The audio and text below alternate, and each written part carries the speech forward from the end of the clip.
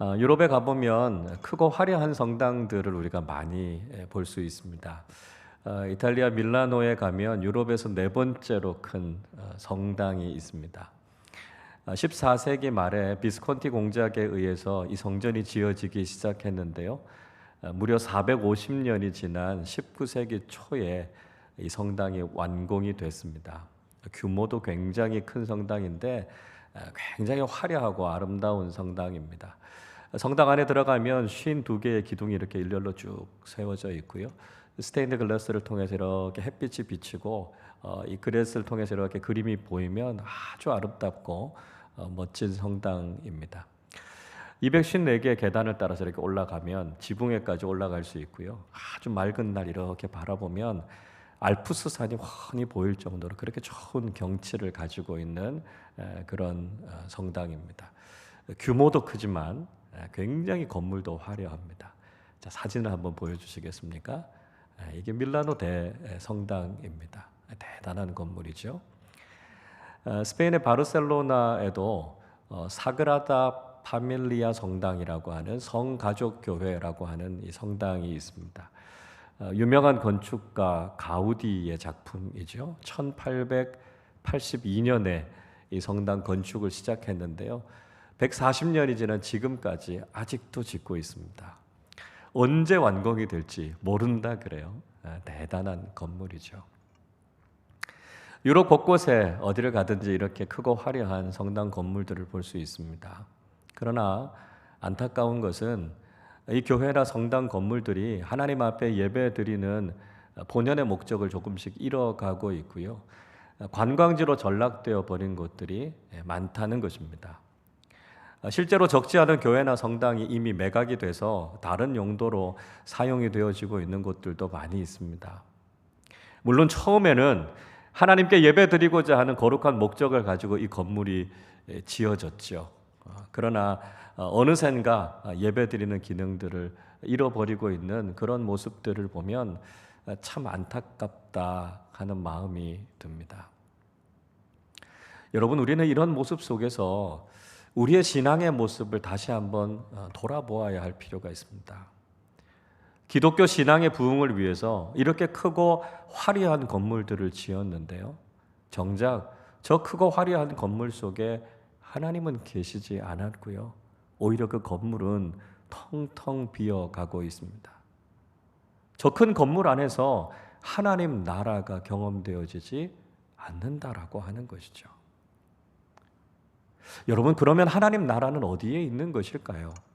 하나님 나라를 추구하면서 살아가는 신앙을 가진 우리가 과연 무엇에 집중해야 될 것인가? 우리는 다시 한번 질문하지 않을 수 없습니다. 오늘 예수님께서는 세 번째의 천국의 비유로 겨자씨와 누룩의 비유를 우리에게 들려주고 계십니다. 겨자씨와 누룩의 비유를 통해서 주님께서 우리에게 말씀하고 싶으신 하나님 나라의 비밀은 무엇일까요? 먼저는 하나님 나라는 작고 보잘것없는 것에서 시작된다는 것입니다.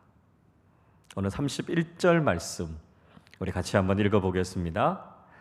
또 비유를 들어 이르시되 천국은 마치 사람이 자기 밭에 갖다 심은 겨자씨 한 알 같으니. 예수님께서 천국을 겨자씨 한 알에 비유하셨습니다. 이 겨자씨는요, 겨자는요, 흑겨자와 백겨자 두 가지 종류가 있다고 그래요. 예수님 당시에도 그렇고 지금도 역시 두 가지가 다 재배되어지고 있습니다. 겨자씨의 크기가 어느 정도 될까요? 대략의 겨자씨 크기가요, 한 2mm 정도 된다 그럽니다.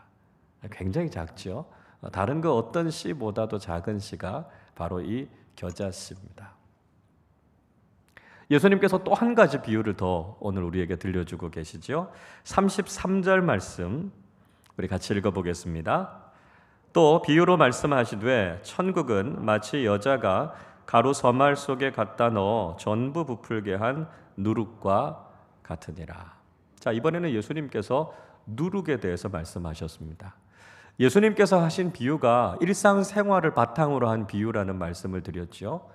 일반적인 유대인 가정은 이렇게 밀가루 반죽을 해서 누룩을 넣고 빵을 굽는 일을 일상적으로 했습니다. 한 여인이 가루 서말 속에 누룩을 다 넣어서 부풀리게 했다, 이렇게 이야기하죠. 여기서 말이라고 하는 부피의 단위는 히브리어 스아라고 하는 말을 번역한 것입니다. 한 스아의 양은 대략 7.33리터 정도 됩니다. 그러니까 서말이니까요, 한 22리터 정도 되죠. 22리터의 떡 반죽에다가 누룩을 넣고 그것을 부풀리게 만들어서 발효를 시키는 거죠. 그렇게 해서 빵을 만들었다는 것입니다. 22리터의 반죽의 양에 비해서 거기에 들어가는 누룩의 양은 아주 미미하죠. 보일까 말까한 양이다라고 하는 것입니다. 예수님께서 천국에 대한 비유를 드시면서 겨자씨와 누룩을 소재로 들었다라고 하는 중요한 의미는 하나님의 나라는 작은 것에서부터 시작한다는 것을 말씀하고 있습니다.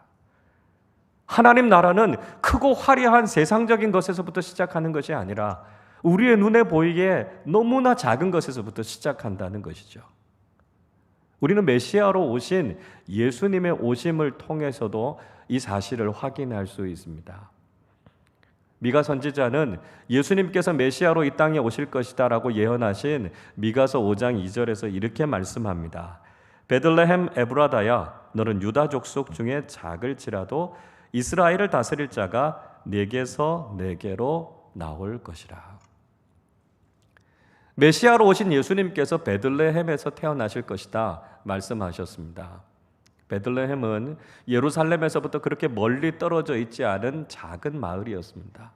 빵집이라고 하는 이름을 가지고 있는 시골 마을에 불과했다는 것이죠. 그 마을에서 예수님께서 태어나셨다는 것입니다.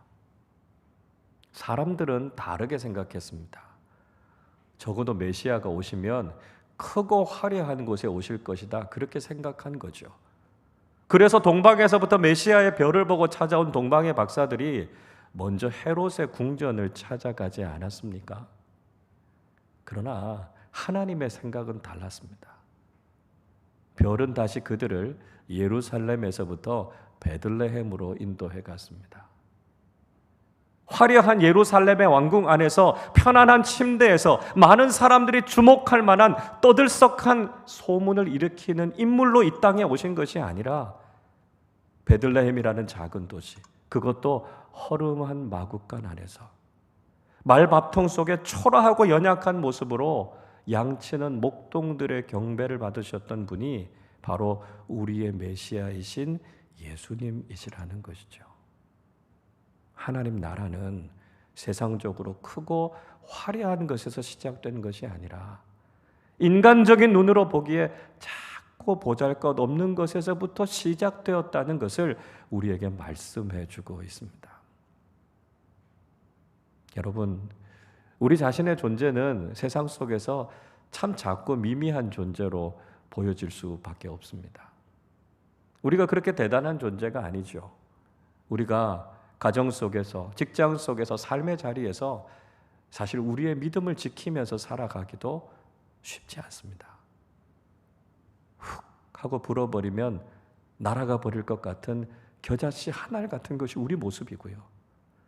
도대체 어디에 있는지 눈을 씻고 찾아도 찾기 어려운 누룩 같은 것이 우리 모습일 수 있습니다. 그러나 지금도 하나님께서는 이 하나님 나라의 위대한 사역을 위해서 세상에 크고 대단한 사람들을 통해서가 아니라 작고 연약한 사람들을 통해서 그 일을 하고 계신다는 것이죠. 겨자씨같이, 누룩같이, 있는 듯 없는 듯 작아 보이는 사람들을 부르셔서 하나님 나라 일을 하고 계시다는 사실을 기억하고 우리 모두가 하나님 나라에 동참하는 믿음의 사람들이 되실 수 있기를 바랍니다. 둘째로, 하나님 나라는 놀라운 생명력과 변화의 능력을 보여준다는 것입니다. 자, 그렇게 작게 보였던 겨자씨, 그 겨자씨가 자라나게 되면 무슨 일이 일어나게 됩니까? 오늘 32절 말씀인데요. 같이 읽어보겠습니다. 이는 모든 씨보다 작은 것이로되 자란 후에는 풀보다 커서 나무가 되매 공중의 새들이 와서 그 가지에 깃들이느니라. 겨우 2mm에 불과한 그 겨자씨가 자라나게 되면 나무가 된다는 것입니다. 겨자나무는 보통 2m, 3m 이상까지 자랍니다. 그러니까 무려 1000배 이상의 엄청난 성장을 이루는 거죠. 이게 하나님 나라 복음의 생명력이라는 것입니다. 복음을 경험하면 우리가 그렇게 성장하고 커지게 된다는 것이죠. 누룩도 마찬가지 아닙니까? 22리터의 떡반죽의 양에 비하면 누룩은 아주 작습니다. 그러나 그 반죽 속에 들어간 누룩이 그 떡반죽을 엄청난 크기로 만드는 것처럼 그런 놀라운 변화의 능력, 생명의 능력이 나타난다는 것이죠. 또 이 누룩은요, 그냥 크기만 커지게 하는 것이 아니고요, 화학적인 변화를 일으키는 거죠. 누룩이 없는 빵은 딱딱해서 먹기 좀 어렵습니다. 이스라엘은 7일 동안 무교절이라고 하는 절기를 지켰지 않습니까? 그때 누룩 없는 빵을 먹었습니다. 하나님께서 이스라엘 백성들을 애굽에서부터 출애굽시키실 때 반죽이 발효될 만한 시간적인 여유가 없어서요, 급하게 빠져나온 거죠. 그래서 그들이 그 출애굽 사건을 기억하면서 무교병, 누룩 없는 빵을 먹었습니다. 하나님께서 노예에서부터 우리를 구원해 주셨다라고 하는 걸 생각하면 너무 감사한 일이죠. 그러나 누룩 없는 빵은 그 먹기 별로 좋지가 않습니다. 근데 누룩이 들어가면 어떻게 됩니까? 빵이 부드러워지고요, 먹음직한 빵으로 변화되는 것이죠. 복음이 바로 이런 놀라운 변화의 능력을 나타낸다는 것입니다. 여러분, 우리 안에 하나님 나라의 복음이 있으면 우리는 자라갑니다. 그리고 변화됩니다. 생명이 없으면 자신도 죽고요, 다른 것들도 변질시켜 버리고 맙니다. 썩은 귤을 상자 안에 집어넣어 놓으면 그 귤과 부딪힌 다른 귤들도 금방 썩어버리고 맙니다. 물고기가 죽으면 자신도 부패하지만 결국 그 물도 다 썩게 만들지 않습니까? 그러나 생명이 있으면 자신도 살고요, 다른 사람도 살리는 일을 하게 된다는 것이죠. 이것이 바로 복음의 생명력이고요, 우리의 삶을 변화시키는 복음의 능력이라는 것입니다. 율법에는 중요한 원칙 한 가지가 있습니다. 그게 뭐냐 하면 부정한 것을 가까이 하면 자신도 부정해진다는 거죠. 그렇기 때문에 유대인들은 어떻게 해서든지 부정한 것들과 멀리 떨어져 있으려고 했습니다. 음식이 자신을 부정하게 하기 때문에 유대인들은 먹을 수 있는 음식과 먹을 수 없는 음식을 철저하게 나누었습니다. 때로는 질병이 자신을 부정하게 하기 때문에 대표적으로 부정한 질병, 문둥병이라 그러죠. 한센병에 걸린 사람은 그 마을에서 추방되고 사람들로부터 격리되어지게 됩니다. 시체를 가까이 하면 7일 동안 부정해지게 되죠. 그래서 시체 근처에도 가지 않았습니다. 율법은 부정한 것들을 멀리 해야만 자신을 지킬 수 있다고 가르쳤습니다. 그러나 예수님의 복음은 달랐습니다. 예수님의 복음은 부정한 것을 가까이 해서 자신도 부정해지는 것이 아니라 복음의 능력으로 부정한 것을 거룩하게 만드는 것이 복음의 능력이라는 것이죠. 누가복음 7장의 말씀을 읽어보면 한 과부가 자신의 외아들을 잃고 슬퍼합니다. 그리고 그 장례 행렬이 마을에서부터 나오죠. 그리고 예수님과 그 일행들이 마을로 들어가면서 이 두 행렬이 서로 마주치게 됩니다. 일반적인 유대인들이었다면 그 장례 행렬을 피해서 갔을 것입니다. 그러나 예수님께서는 그 장례 행렬을 멈추게 하셨습니다. 그리고 그 청년의 시신에 손을 얹으셨습니다. 무슨 일이 일어났습니까? 그 청년의 시체 때문에 예수님께서 부정해지신 것이 아니라 예수님의 복음의 능력과 생명력이 그 청년에게 전해져서 죽었던 그 청년이 살아났습니다. 이게 복음의 능력입니다. 복음은 생명을 살리죠. 많은 것들을 변화시키는 능력입니다. 율법은 생명을 살리지 못하고 변화시키지 못하지만 복음은 지금도 죽어가는 것을 살리고 변화시키는 놀라운 능력을 나타낸다는 것이죠. 여러분, 우리는 바로 이 하나님 나라의 능력을 경험해야 한다는 것입니다. 우리가 복음 안에 있으면 우리 자신을 살리시는 복음의 능력을 경험하게 된다는 것이죠. 그리고 복음의 능력을 가지고 있는 우리가 사람들을 만나고 세상 속에 나아가면 그 복음의 능력으로 죽어가는 세상과 사람들을 살릴 수 있게 된다는 것입니다. 하나님께서 우리에게 하나님 나라 복음을 들려주신 것은 우리가 살아날 뿐만 아니라 우리가 살아가는 삶의 자리들을 변화시키라고 하는 것이죠.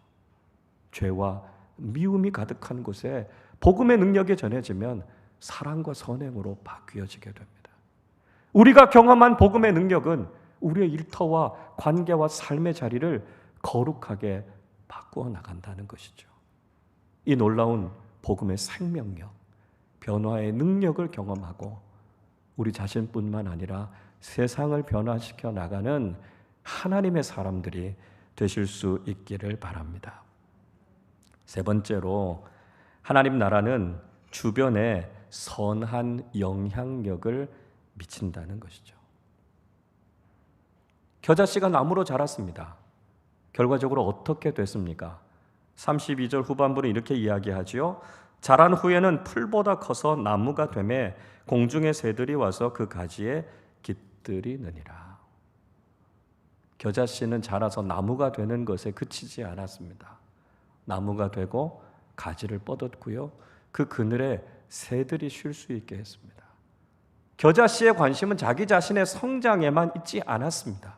그는 자신의 가지를 뻗어서 지친 공중의 새들에게 쉼과 안식의 자리를 만들어 주었습니다. 누룩도 마찬가지 아닙니까? 누룩이 들어가서 그 빵은 참 부드럽고 먹음직한 음식이 됐지요. 그래서 배고픈 사람들의 허기를 채워주었고요. 그들에게 만족과 기쁨을 주었습니다.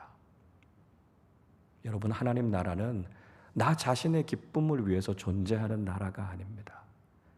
우리가 하나님 나라를 추구한다는 것은 내가 성공하고 내가 더 많은 것을 가지고 내가 누리는 것에 관심이 있는 것이 아니라 나를 통해서 더 많은 사람들이 이 하나님 나라의 기쁨을 누리기 원하는 목적이 있어야 한다는 것이죠. 하나님 나라를 살아가는 그리스도인들을 통해서, 하나님 나라를 추구하는 믿음의 공동체를 통해서 지금도 불안하고 낙심하고 절망 가운데 있는 사람들에게 쉼을 주고 안식을 주고 기쁨과 평안과 위로를 나누어 주는 것이 바로 하나님 나라를 추구하며 살아가는 우리 자신의 삶의 목적이 되어야 한다는 것입니다. 여러분, 우리는 오병이어의 기적을 잘 알고 있으시죠? 베세다의 들녘에서 보리떡 5개와 물고기 2마리로 5,000명 이상이 먹었던 엄청난 급식의 기적이었습니다. 이 기적이 사복음서에 다 기록되어져 있다는 것은 이 기적이 그만큼 중요한 기적이라는 것이죠. 여러 가지 의미에서 이 기적은 중요한 기적이지만 또 하나 중요한 의미는 이 기적이 바로 하나님 나라를 경험한 기적이었다는 것입니다. 남자 장정들만 5,000명, 여성들과 어린아이들까지 합치면 15,000명에서 2만 명이나 되는 사람들이 예수님의 말씀을 듣고 있었습니다. 날이 저물고 시간이 지나니까 그 많은 사람들이 배가 고파졌습니다. 그 가까운 곳에서 그 많은 사람들을 먹일 만한 음식을 구할 수가 없었습니다. 예수님께서 제자들에게 너희가 먹을 것을 주라 말씀하셨지만 제자들에게는 그럴 만한 능력이 없었습니다. 그때 한 아이가 자신의 도시락을 가지고 오죠. 보리떡 5개, 물고기 2마리. 아니, 이 작은 도시락 하나 가지고 이 많은 사람들을 어떻게 먹일 수 있을까 의문이 생깁니다. 마치 이 도시락은 겨자씨 하나를 같고요. 눈에 잘 보이지도 않는 누룩과 같은 것입니다. 그러나 예수님께서는 그것이 작고 보잘것없다고 해서 무시하지 않으셨습니다. 예수님께서 그 오병이어를 들고 일용할 양식을 주신 하나님께 감사의 기도를 드렸습니다. 그리고 그 빵을 떼어서 제자들에게 나누어 주라고 하셨습니다. 물고기도 역시 그렇게 나누어 주었죠. 무슨 일이 일어났습니까? 그 작은 도시락을 통해서 그곳에 있었던 수많은 사람들이 배불리 먹고도 12바구니가 넘는 남는 풍성한 기적이 일어나게 된 것이죠. 그날 그 벳세다의 들녘은 하나님 나라를 경험한 현장이 되었다는 것입니다. 그 소년은 어땠을까요? 너무나 엄청난 일을 경험하고 깜짝 놀라지 않았겠습니까? 만약에 숨어서 나 혼자 그 도시락을 먹었다면 나 한 사람 배부를 수는 있었겠지만 그 많은 사람들이 함께 기뻐할 수 있는 그 놀라운 기적은 경험하지 못했을 것입니다. 그리고 그는 일평생 살아가는 동안 그날의 교훈을 잊지 않았을 것입니다. 자신의 작은 헌신이 얼마나 많은 사람들에게 기쁨을 줄 수 있는지, 하나님 나라의 기적이 얼마나 많은 사람들을 행복하게 할 수 있는지를 그가 경험한 것이죠. 그리고 일평생 자신은 그 하나님 나라를 위해서 헌신하는 삶을 살겠다고 결단했을 것입니다. 여러분, 오늘 우리에게도 그런 결단이 필요합니다. 우리가 할 수 있는 일은 겨자씨 한 알과 같이, 누룩과 같이 작고 미미한 것이지만 하나님 나라 복음을 위해 우리 자신을 기꺼이 헌신하며 드릴 때 하나님께서는 바로 우리를 통해서 이 위대한 하나님 나라의 역사를 이루신다는 것을 경험하실 수 있기를 바랍니다. 예수님께서는 세상의 크고 화려한 건물들을 가지고 세상에 힘이 있는 사람들을 통해서 하나님 나라 사역을 하지 않으셨습니다. 예수님은 갈릴리의 촌뜨기 12사람을 데리고 하나님 나라 일을 시작하셨습니다. 그들에게는 예루살렘 성전과 같은 화려함도 없었고요, 중세시대의 성당과 같은 웅장함도 없었지만 그들에게는 복음의 능력과 생명력이 있었습니다. 복음을 믿고 하나님 나라를 경험했던 그들은 나아가는 곳곳마다 복음의 능력을 나타냈고요, 온 세상을 하나님 나라로 바꾸어가는 겨자씨와 같은 인물들이 되었습니다. 여러분, 우리도 비록 작고 연약하지만 우리가 이 복음의 능력을 가지고 살아갈 때 우리는 우리의 삶의 자리 속에서도 이 놀라운 하나님 나라의 능력을 경험하게 된다는 것이죠. 자, 그러면 오늘날 우리는 과연 어디에서 이런 능력과 생명력을 경험할 수 있을까요? 우리 교회는 가장 기본적이고도 중요한 공동체로 작은 교회를 구성하고 있습니다. 말 그대로 작은 교회입니다. 10명도 채 되지 않는 작은 사람들이 함께 모여서 거기에서 말씀을 나누고 영적인 교제를 나누고 있습니다. 여러분, 그러나 저는 믿습니다. 우리 작은 교회가 겨자씨 한 알과 누룩과 같은 하나님 나라의 씨앗임을 믿습니다. 작은 교회 안에서 우리가 하나님의 말씀을 함께 나누고 사랑으로 서로 격려하고 마음을 모으고 함께 기도할 때 우리의 작은 교회 속에서도 이 풍성한 하나님 나라의 기적과 은혜가 나타나게 될 줄로 믿습니다.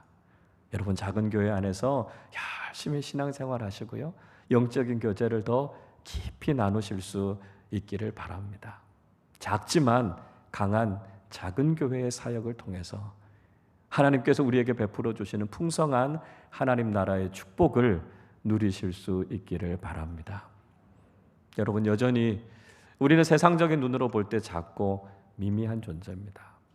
물론 이 자리에 앉아 계신 분들 중에는 크고 대단한 일들을 하고 계신 분들도 있으시고요, 많은 것을 가지고 있는 분들도 있고 여러 가지 영향력을 미치고 계신 분들도 있습니다. 그러나 지금 우리 대부분의 사람들은 여전히 작고 연약한 사람들이죠.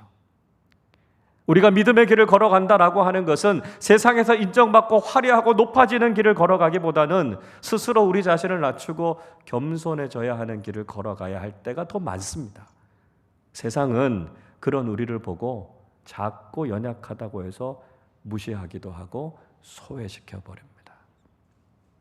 그러나 예수님께서는 지금도 겨자씨 한 알과 같은 눈에도 잘 보이지 않는 누룩 같은 사람들을 사용하셔서 하나님 나라의 일을 일으키신다는 것을 기억하시기를 바랍니다.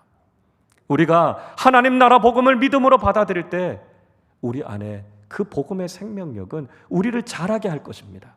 우리를 변하게 할 것이고요. 우리를 통해 세상과 많은 사람들을 새롭게 하는 하나님 나라의 역사를 이루어 갈 줄로 믿습니다.